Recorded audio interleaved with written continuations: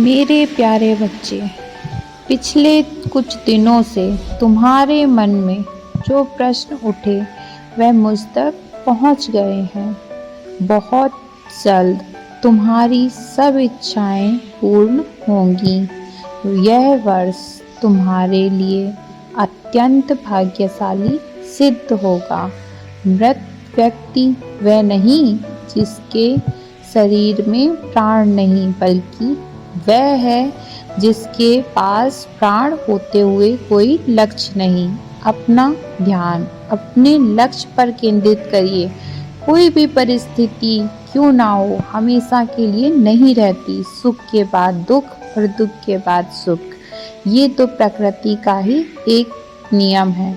किसी भी परिस्थिति को खुद पर हावी ना होने दो, क्योंकि तुम इस ब्रह्मांड की एक शक्तिशाली ऊर्जा हो।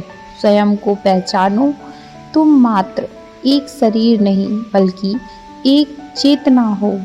तुम्हें जो संकट के बादल अपने इर्द गिर्द नजर आ रहे हैं, वह मात्र तुम्हारी ही कल्पना का परिणाम है। तुम्हारी कल्पना शक्ति तुम्हें कुछ भी दिला सकती है, इसलिए सकारात्मक सोचें। पॉजिटिव थिंकिंग बहुत ज़्यादा ज़रूरी है।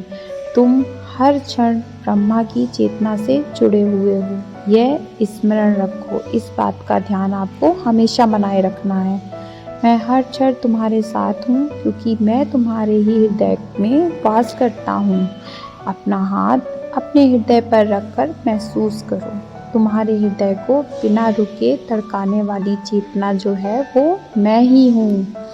जब जब तुम खुद पर अविश्वास करते हो, तब तक तुम मुझ पर भी संदेह करते हो। स्मरण करो, जब जब तुम अत्यंत दुखी होकर अपने आंसू बहा रहे थे, तब तक एक अदृश्य शक्ति तुम्हारे पास उपस्थित थी। तुम जितना खुद पर विश्वास करोगे, खुद से प्रेम करोगे, खुद का ध्यान रखोगे, उतना ही मुझे प्रसन्न करोगे। इस चिट्ठी में मेरे द्वारा बताई गई सभी बातों को अपने जीवन में लागू करो। आगे का मार्ग तुम्हें अगली चिट्ठी में लिखकर भेज दूंगा।